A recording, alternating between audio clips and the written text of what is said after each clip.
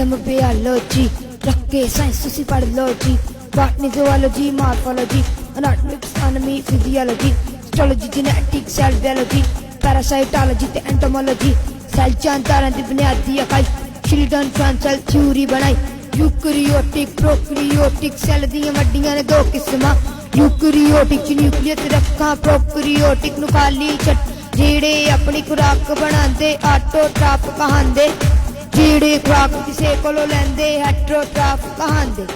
Plant cell विच cell wall बार animal cell विच सेल मैम्ब्रेन बार सेल मैम्ब्रेन विच साइटोप्लाज्म न्यूक्लियन वेल्थ विच न्यूक्लियोप्लाज्म जाइलम ऐसियां नालियां जेड़ियां जड़ां तो पानी ले आवन फ्लोएम ऐसियां नालियां जेड़ियां पत्ते तो खुराक लजावन।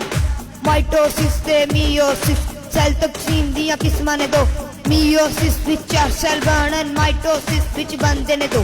बायो कैटालिस्ट एंजाइम रिएक्शन नु तेज करे enzyme optimum temperature 37 optimum pH 07 molecule बनन ते एनाबॉलिज्म मॉलिक्यूल टूटन ते कैटाबॉलिज्म फोटोसिंथेसिस करके पौधे ग्लूकोज बहुत बनावन रेस्पिरेशन करके एनिमल ATP बनावन।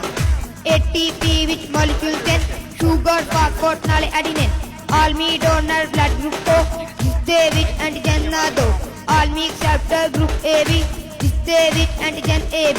वेन ऐसियां नालियां जेड़ियां दिल वल खून ले आवन आर्टरी ऐसियां नालियां जेड़ियां दिल तो खून ले जावन।